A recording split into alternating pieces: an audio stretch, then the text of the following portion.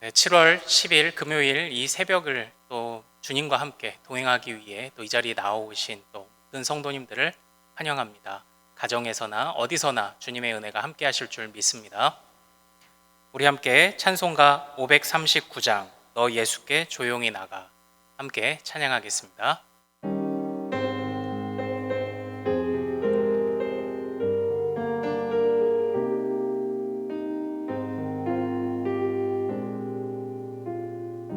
너 예수께 조용히 나가 너 예수께 조용히 나가 내 모든 짐 내려놓고 주 십자가 사랑을 믿어 죄 사함을 너 받으라. 주 예수께 조용히 나가 내 마음을 쏟아놓으라. 늘은 미리 보시는 주님 그는 은혜를 베푸시리. 주 예수의 은혜를 입어 내 슬픔이 없어지리. 내 이웃을 늘 사랑하여 너 받은 것 거저주라.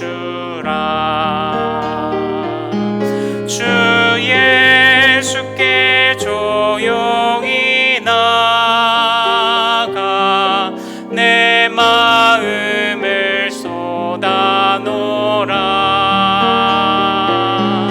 늘은 미리 보시는 주님 그는 은혜를 베푸시리. 주 예수를 친구로 삼아 늘 내 옆에 모시어라. 그 영원한 생명샘물에 내 마른 목 죽이어라. 주 예수께 조용히 나가 내 마음을 쏟아놓으라. 늘은 미리 보시는 주님 그는 은혜를 베푸시리. 너 주님과 사귀어 살면 새 생명이 넘치리라. 주 예수를 찾는 이 앞에 참 밝은 빛 비추어라. 주 예수께 조용히 나가 내 마음을 쏟아놓으라. 늘은 미리 보시는 주님 그는 은혜를 베푸시리. 아멘. 우리 함께 같이 기도하겠습니다. 큰 은혜를 베푸시는 주님, 크고 놀라운 은혜가 주님께서 우리에게 주신 선물이기에 또 우리가 그것을 믿기에 아버지 우리가 우리의 마음을 주님께 다 쏟아놓을 수 있는 줄로 압니다. 하나님 간구합니다. 이 하루도 우리가 주님 앞에 완전하게 온전하게 살게 하옵소서. 하루를 돌아보며 또 여전히 미련했음을, 여전히 죄를 지었음을, 하나님 앞에 부족했음을 고백하기도 하겠으나, 그러나 그럼에도 불구하고 신실하신 하나님, 정말 좋으신 하나님을 의지하며 이 하루를 후회 없이 힘차게 살아갈 수 있도록 하나님 인도하여 주시옵소서. 이제 우리가 말씀 듣고 나누고자 합니다. 하나님 말씀 속에서 힘을 주시고 깨달음 허락하여 주시옵소서. 감사하오며 우리 주 예수 그리스도 이름으로 기도하옵나이다. 아멘. 오늘 우리에게 주신 말씀은 구약성경 신명기 9장 13절에서 21절까지의 말씀입니다. 구약성경 276페이지 신명기 9장 13절에서 21절까지의 말씀입니다. 제가 대표로 봉독해 올리겠습니다. 여호와께서 또 내게 말씀하여 이르시되 내가 이 백성을 보았노라. 보라, 이는 목이 곧은 백성이니라. 나를 막지 말라. 내가 그들을 멸하여 그들의 이름을 천하에서 없애고 너를 그들보다 강대한 나라가 되게 하리라 하시기로. 내가 돌이켜 산에서 내려오는데 산에는 불이 붙었고 언약의 두 돌판은 내 두 손에 있었느니라. 내가 본즉 너희가 너희의 하나님 여호와께 범죄하여 자기를 위하여 송아지를 부어 만들어서 여호와께서 명령하신 돌을 빨리 떠났기로. 내가 그 두 돌판을 내 두 손으로 들어 던져 너희의 목전에서 깨뜨렸노라. 그리고 내가 전과 같이 40주 40야를 여호와 앞에 엎드려서 떡도 먹지 아니하고 물도 마시지 아니하였으니 이는 너희가 여호와의 목전에 악을 행하여 그를 경노하게 하여 크게 죄를 지었음이라. 여호와께서 심히 분노하사 너희를 멸하려 하셨으므로 내가 두려워하였노라. 그러나 여호와께서 그때에도 내 말을 들으셨고 여호와께서 또 아론에게 진노하사 그를 멸하려 하셨으므로 내가 그때에도 아론을 위하여 기도하고 너희의 죄 곧 너희가 만든 송아지를 가져다가 불살라 찢고 띠끌같이 가늘게 갈아 그 가루를 산에서 흘러내리는 시내에 뿌렸느니라. 아멘. 우리가 함께 읽은 이 말씀을 바탕으로 긍휼을 구하는 기도, 긍휼을 구하는 기도라는 제목으로 은혜를 같이 나누도록 하겠습니다.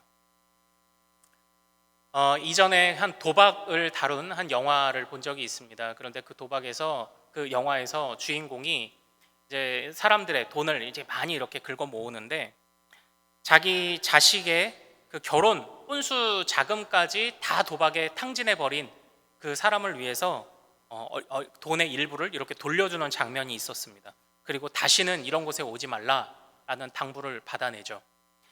그런데 그 돈을 받은 사람은 고맙다고 말하고 다행이라고 말하고 이제 내가 내 딸아이에게 그래도 부끄럽지 않은 아빠가 될 수 있겠다고 말하고 몇 걸음을 걷자마자 이내 다시 돌이켜 그 돈을 가지고 도박장으로 다시 들어가게 됐던 그런 장면을 본 기억이 있습니다. 우리는 그것을 무엇이라고 말합니까? 그 사람은 중독되었다라고 말합니다. 중독. 그런데 오늘 우리가 읽은 이 말씀에서는요, 우리는 중독된 이스라엘 백성들의 모습을 보게 됩니다. 바로 무엇에 중독되었을까요? 바로 죄에 중독된 이스라엘 백성들의 모습을 보게 됩니다. 우리는 어제 말씀에서 아름다운 언약이 시내산에서 맺어지는 장면, 그래서 하나님께서 그 언약을 친히 두 돌판에 기록하셔서 모세에게 주셨던 그 장면을 보았습니다. 그래서 그 안에서 하나님이 그의 백성들을 얼마나 사랑하는지의 메시지를 또 살펴보았는데 어제의 말씀, 그 아름다운 언약을 맺는 그 장면은 정말 큰 반전을 맞이하며 끝이 났습니다. 바로 호렙산 아래에 있던 백성들이 우상을 만들었다는 소식이 신명기 9장 12절에서 들리게 되면서 이야기가 끝이 났습니다. 오늘 우리가 함께 살펴볼 말씀은 바로 그 장면입니다. 모세가 시내산에서 여호와께 그 언약의 두 돌판을 받아서 내려왔을 때에 그 이후에 벌어졌던 일들, 모세가 그 백성들을 책망하고 아론을 책망하는 그 장면을 오늘 우리는 이 말씀 속에서 보게 될 것입니다. 오늘 우리가 읽은 이 말씀에서 보면요, 하나님이 그의 백성들에게 얼마나 실망했는지 우리는 볼 수가 있습니다. 왜냐하면 하나님께서 그 신명기 9장 18절에 보면 하반절에 너희가 여호와의 목전에 악을 행하여 그를 경노하게 하여 이렇게 말씀하셨습니다. 하나님이 경노하셨다고 말하고 있습니다. 그리고 또 9장 19절에서 하나님이 또 다시 한번 말씀하십니다. 여호와께서 심히 분노하사. 죄라는 것은 바로 하나님을 이렇게 만드는 것입니다. 경노하게 만들고 분노하게 만드는 것입니다. 하나님은 지극히 사랑이 많으시고 은혜가 풍성하신 하나님이지만 무엇이 그 하나님을 다른 이와 같이 은혜와 자비가 없는 그런 분과 같이, 무서운 분과 같이 느끼게 하느냐? 바로 죄가 그렇다라는 것이죠. 그런데 바로 이 죄에 이스라엘 백성들이 빠져 있습니다. 우리는 출애굽기 32장에 보면 그때 상황을 우리는 이미 잘 읽지 않았습니까? 모세가 하나님의 부름을 받아서 이스라엘 백성과 함께 언약서에 인준을 하고, 그리고 하나님의 부름을 받아 시내산으로 올라갈 때에 모세가 다 이야기를 했습니다. 모세가 백성들에게 나는 이제 하나님의 말씀을 따라간다. 그리고 너희는 여기 남아서 아론과 훌의 가르침을 받으면 되고 내가 올 때까지 기다리면 된다라고 다 설명을 하고 올라갔었습니다. 그런데 이 백성들은 얼마나 미련하고 얼마나 죄에 중독되고 얼마나 부족한 자들이냐면 그 때를 기다리지 못하고 분명히 다시 돌아온다 하였고 아론과 훌이라는 바로 그러한 지도자를 세워놓고 위임을 하고 갔음에도 불구하고 그들은 그 아론을 몰라서 아론에게 재촉하여서 우상을 만드는 그런 지경에까지 이르렀다라는 것입니다. 그러므로 하나님의 이 아름다운 언약은 한순간에 찬물을 끼얹은 듯이 반전을 맞이하게 되었다라는 거죠. 사실 이런 상황에 어느 누가 하나님이 아니어도 우리가 그 입장이어도 경노하고 분노하지 않았겠습니까? 그런데 흔히 우리가 경노하고 분노할 때 그 뒷일은 어떻게 될지 우리는 사실 뻔히 알고 있지 않습니까? 그 사람과 의절한다던가 단절한다던가 아니면 약속을 상호 어겼기 때문에 그냥 외면해버리면 되는 것입니다. 그런데 오늘 우리가 읽은 이 말씀에서 하나님은 그러지 아니하셨습니다. 하나님은 경노하고 분노하셨지만 하나님은 여전히 그들을 불쌍히 여기셨습니다. 그런데 우리가 여기서 특별히 또 눈여겨봐야 할 것은 하나님이 그 이스라엘 백성들을, 미련한 이스라엘 백성들을 긍휼히 여기시는 과정에서 하나의 중요한 계기가 등장을 했다라는 것입니다. 하나의 중요한 사건이 등장을 합니다. 그것은 무엇이냐? 바로 모세가 그의 백성들과 아론을 위해 기도하고 간청했다라는 것입니다. 그러니까 하나님께서는 지금 분노하고 경노하고 우리는 화가 났을 때 다른 소리들이 안 들리는데 하나님은 분노하고 경노하시는 순간에도 모세가 하나님 앞에 기도했던 것을 들으셨어요. 모세가 하나님 앞에 간구했던 것들을 들으셨다라는 것입니다. 오늘 본문에서는 그 내용이 자세하게 나오지는 않았지만 출애굽기 32장 12절하고 32절에는 모세의 간청이 두 가지가 이렇게 드러나고 있습니다. 어찌하여 애굽 사람에게 이르기를 여호와가 자기의 백성을 산에서 죽이고 지면에서 진멸하려는 악한 의도로 인도에 내었다고 말하게 하시려 하나이까. 사실 이 말은 되게 하나님 앞에 어떻게 보면 건방진 말이에요. 하나님, 이 백성들을 죽이기 위해 하나님이 인도에 냈다고 그 소문을 애굽 사람이 들으면 어찌합니까? 그런데 오늘 벌어진 사건을 보십시오. 이스라엘 백성들이 먼저 언약을 깨트렸고 이것은 애굽 사람이라 할지라도 그것을 들으면 하나님이 왜 그들을 멸망시키셨는지 이유를 알만하다고 할 수 있는 충분한 이유가 있는 것입니다. 그런데 어떻게 모세는 무엇라고 간청하고 있습니까? 하나님 이름에 어찌 먹칠을 하겠습니까? 라고 이야기를 하고 있는 것입니다. 어떻게 보면 말도 안 되는 이유입니다. 그리고 출애굽기 32장 32절에서 두 번째 간청을 합니다. 그들의 죄를 사하시옵소서. 그러지 아니하시면 원하건대 주께서 기록하신 책에서 내 이름을 지워버려 주옵소서. 사실 생각해보면 이것도 하나님 앞에 굉장히 당돌한 기도가 아닙니까? 지금 이스라엘 백성들 남자만 그 민수기를 기준으로 70만 명, 남녀 어린이까지 다 합치면 200만 명이나 되는 사람과 지금 모세 한 사람이 가지고 있는 무게를 비교해 보면 그 모세 한 사람이 그 천국 그 생명책에 이름이 지워지고 200만 명이나 되는 사람을 살리는 것이 어떻게 보면은 주변 사람들에게든지 하나님의 이름에도 이것은 더 오히려 이것이 맞는 일이죠. 그런데 지금 모세를 한번 보십시오. 지금 자기 이름을 차라리 지워달라. 지금 200만 명의 사람들과 모세 자신의 한 사람의 어떤 그 무게감을 등가로 놓고 있지 않습니까? 어떻게 보면 이것이 이제 그래서 당돌한 기도입니다. 자기가 뭔데 나 하나, 자기가 다른 사람 한 사람의 생명과 그 사람의 인생도 책임져 줄 수 없는 모세라는 한 사람이 기도했다고 어떻게 하나님이 그걸 들어달라고 할 수 있느냐? 그런데 중요한 건 하나님이 이 기도를 들으셨다라는 것입니다. 즉 그냥 인간의 존재만을 놓고 볼 때에 200만 명과 모세 한 사람은 비교할 수도 없는 것이지만, 그러나 기도하는 한 사람의 기도는, 그 기도하는 사람의 무게감은 200만 명에 버금간다라는 것을 우리는 이 말씀에서 볼 수 있는 거예요. 그때 이 모세가 이렇게 당돌한 고백으로 하나님께 간청했던 그 근거는 무엇입니까? 그렇게 할 수 있었던 이유는 무엇입니까? 바로 하나님이 신실하기 때문입니다. 출애굽기 32장 13절에 주의 종 아브라함과 이삭과 이스라엘을 기억하소서. 주께서 그들을 위하여 주를 가리켜 맹세하여 이르시기를 내가 너희의 자손을 하늘의 별처럼 많게 하고 내가 허락한 이 온 땅을 너희의 자손에게 주어 영원한 기업이 되게 하리라 하셨나이다. 아멘. 이렇게 말씀을 하고 있어요. 그러니까 모세는요, 처음부터 끝까지 그 자신의 기도를 하나님이 왜 들어주실 것으로 기대했는지 아십니까? 하나님은 신실하시다는 것에 대한 확신이 있기 때문이었어요. 그런데 사실 이 말씀은 이스라엘 백성, 지금 신명기의 말씀을 듣고 있는 이스라엘 백성들이 겪은 일은 아니죠. 그들의 조상들이 겪은 일 아닙니까? 그들의 조상들이 겪은 일을 들려주면서 지금 출애굽 2세대에게 이 일을 바탕으로 그 모세가 너희가 교훈을 얻으라라고 주고 있는 것 아닙니까? 그 교훈은 무엇입니까? 바로 6장 5절에서 쉐마 이스라엘, 들으라 이스라엘이라고 하며 이어져 오던 바로 그 말씀의 연장선상에 있습니다. 너희는 이렇게 신실하시고 좋은 하나님을 마음과 뜻과 힘을 다하여 사랑하라. 너희 조상들도 그렇게 출애굽의 놀라운 일들을 경험했지만 너희 조상들도 다 그렇게 배반하는 자였다. 그러므로 너희도 다르지 않다. 너희도 죄와 허물이 가득할 수 있다. 너희들 가나안 땅에 들어가서 안심하지 말아라. 너희도 이렇게 무너질 수 있다. 너희도 이렇게 하나님의 신실하신 언약에 찬물을 끼얹을 수 있는 사람들이다. 그러니까 모세는 이 말씀을 하면서 너희 스스로를 보라는 거예요. 너희 스스로를 봐라. 그러므로 너희 스스로에게는 소망이 없음을 알아라. 그러므로 마음과 뜻과 힘을 다하여 신실하신 하나님을 의지하고 그 하나님께 기대며 살아라. 그걸 이야기하는 것입니다.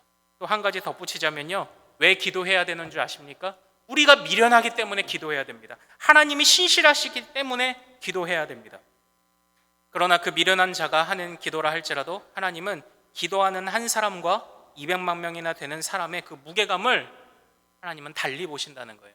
기도하는 한 사람의 무게가 주님 앞에서는 더 크다라는 것입니다. 자, 아무쪼록 사랑하는 우리 대전중앙의 모든 성도님들, 오늘 이 하루가 여러분들에게 하나님께서 주신 선물로 여러분들에게 주어졌습니다. 오늘도 마음과 뜻과 힘을 다하여, 그리고 우리의 연약함을 알고 기도함으로 이 하루를 시작하고, 기도함으로 신실하신 하나님께 의지하며 기대시는 여러분들 되시기를 소망합니다. 그때 우리의 모든 허물을 덮으시고 또 우리로 살게 하시는 하나님의 은혜를 충만히 경험하게 되실 줄로 믿습니다. 우리 오늘 말씀을 생각하며 잠시 같이 한번 기도하도록 하겠습니다. 하나님이여, 우리의 연약함을 아시는 주님, 우리는 미련합니다. 하나님 돌보아 주옵소서. 우리는 연약합니다. 하나님 불쌍히 여겨 주옵소서. 하나님 그러하기에 우리가 기도합니다. 우리의 기도에 응답하사 하나님이여, 우리로 이 하루를 안심하고 평안히 살게 하옵소서라고 우리 주여 이름 크게 한번 부르고 같이 한번 기도하도록 하겠습니다. 주여, 거룩하신 아버지 하나님 의지합니다. 하나님이여, 하나님께서 우리에게 맡겨 주시고 또 하나님께서 우리에게 선물로 주신 이 하루를 하나님 앞에 기대며 의지하며 나가기를 소망합니다. 하나님이여, 이렇게 이 말씀 속에서 우리는 신실하신 하나님을 만났습니다. 하나님, 우리는 또한 미련합니다. 이스라엘 백성들이 언약을, 그 기쁜 언약에 찬물을 끼얹은 것처럼 정말 미련한 행동을 하는 그런 모습처럼 우리도 그런 못대가 얼마나 많이 있습니까? 하나님이여, 그러나 주는 용서하시고 은혜 주시는 하나님이신 줄로 믿사오니 우리가 기도할 때 들으시고 긍휼을 베풀어 주사 오늘 이 하루도 하나님께 기대어 하나님께 의지하며 살아갈 수 있도록 주여 도와주시옵소서. 하나님 소망합니다. 소원합니다. 주님의 은혜로 덮어주옵소서. 이 하루도 주께 맡길 때에 우리를 외면치 마시고 주님의 능하신 오른손으로 붙들어 주시옵소서. 감사하오며 우리 주 예수 그리스도 이름으로 기도하옵나이다. 아멘. 오늘은 금요일입니다. 특별히 가정과 목장 사역을 위해 기도하는 날입니다. 이 시간 기도하실 때 주여 우리 교회의 모든 가정마다 사랑 충만, 말씀 충만, 성령 충만하게 하여 주옵소서. 모든 부모에게 축복의 언어를 주시고 서로 격려하며 축복하는 가정이 되게 하옵소서. 우리 교회 목장에 속한 모든 가정들마다 기쁨과 감사가 넘치게 하옵소서. 그리고 계속해서 담임 목사님을 위해 기도해 주시고 함께 동역하시는 장로님들과 교역자들이 사랑으로 하나 되어 온 교회가 성령으로 충만한 가운데 부흥의 역사를 이루게 해달라고 가정과 목장을 위해 합심으로 기도하신 이후에 여러분의 삶의 모든 자리에서 충분히 기도하시고 이 하루를 시작하시기를 소망합니다. 저를 먼저 따라해 주십시오. 주여 축복의 언어를 주옵소서. 우리 주여 한번 부르고 기도합니다. 주여, 주여, 주여. 거룩하신 주님이죠.